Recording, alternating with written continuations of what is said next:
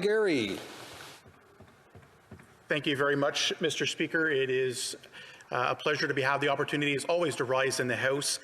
Tonight, speaking specifically to the Back to Work legislation at the Port of Montreal, I'm pleased to provide a perspective as an Ontario MP, and for many of my constituents, businesses and farms that rely on the viability of the port in my part of Eastern Ontario. Some parts were only an hour away from the port, maybe hour and a half, 2 hours, depending on your part of the riding. Mr. Speaker, you've heard me speak in the House here several times over the course of the last few months as a new parliamentarian coming here in the class of 2019, is judging as constructively as I can the government's performance on numerous files. We've seen the government, and I've said this many times, they talk a good game, they say the right things, and they have good intentions. But unfortunately, we see time and time again their ability to talk and their ability to deliver and not just have good intentions, but good results are not happening. I've spoke several times in the last couple of weeks to constituents on media interviews in the House here on different topics. For example, the border closures of international flights, the debacle that we saw last week. Mr. Speaker, I don't need to tell you or Canadians that in that situation there, the government should not have been caught by surprise, that countries around the world, unfortunately, during COVID-19 would become hotspots or have outbreaks.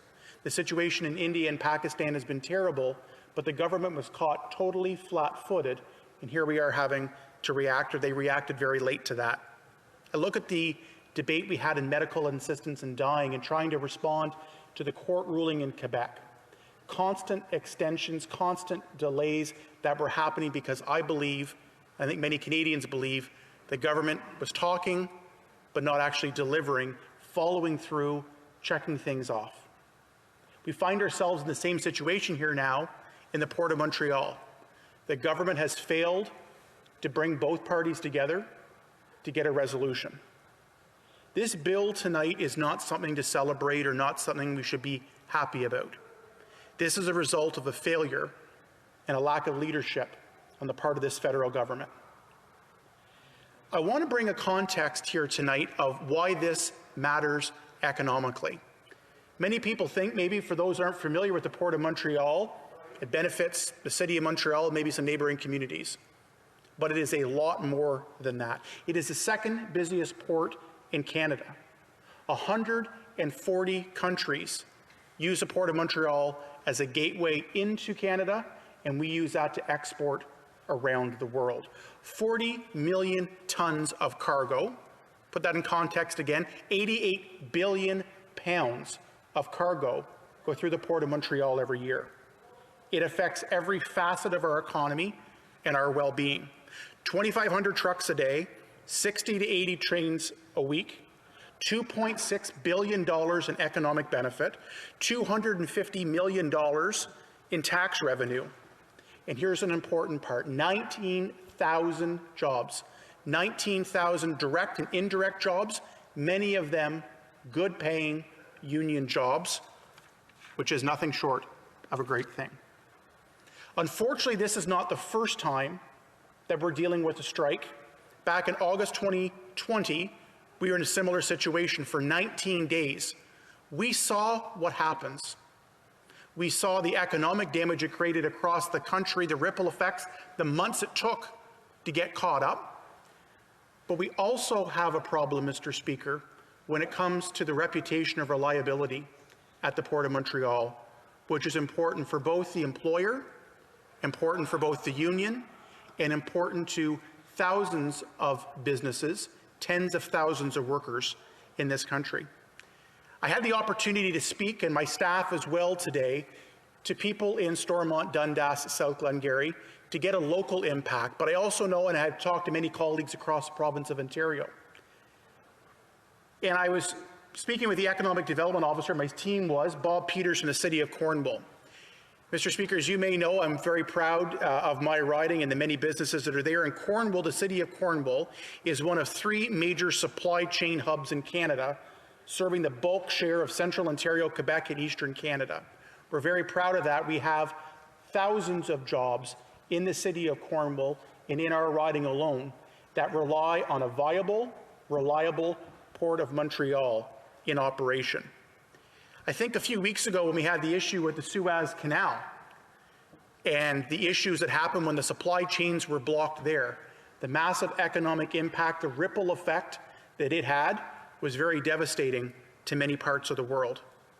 Just-in-time deliveries, reliability matter not just for those directly in the port, but going through that supply chain. It matters to not just jobs at the port, but jobs across this country. I think of La Framboise in my riding as well. As a local manufacturer and supplier, they rely to move products. Benson Auto Products, proud from the city of Cornwall, founded and originated and grown from there. They rely on the Port of Montreal to import their products, to support their staff, to support their revenues. And I don't need to say and remind this House, and of course all Canadians, now is not an opportune time at all to have those supply chains and another economic strain put on our businesses in this country. Another good friend we were speaking to today was my friend Jim Wirt, not only the mayor of the township of North Stormont, but also a very well-respected farmer and, in our region and in beyond across the province. And Jim was reporting already just what we've seen now, the threat of, and now the closure that we've seen at the Port of Montreal. It's had a spike in commodity pricing already, and it has a big effect on agricultural operations. That's just not the case in Stormont-Dundas-South, Glengarry. I see my colleague behind me from Saskatchewan. I know that impacts as well. It ripples right across the country and affects agricultural operations. This time of the year is a key time for our farmers. They are extremely time-sensitive deliveries that need to get to our farms as planting season. Potash, urea, phosphorus. We can't have that come in 2-3 months later or 4 months later. We can't have that being unreliable. Not only does that affect commodity prices on a large scale, that could cripple and wipe out planting seasons in many parts of this country. You go beyond my riding, Mr. Speaker, look at CN Rail, how they use the port.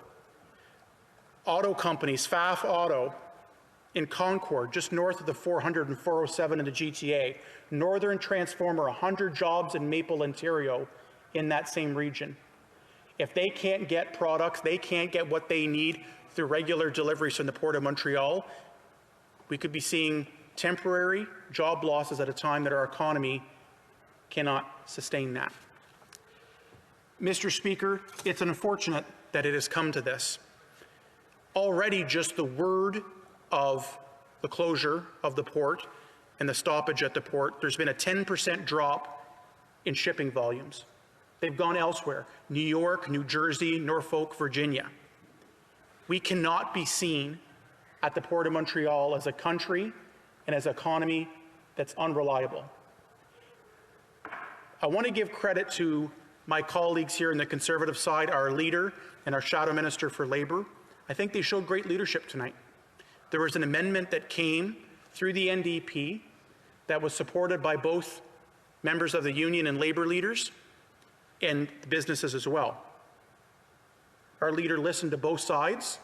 We're supporting an amendment, and unfortunately we have to deal, and we are supporting back to work because it's necessary for our economy. My message as I close here tonight, Mr. Speaker, through you to union workers and all workers in this country. The tens of thousands that rely on the port being reliable and viable and getting their products.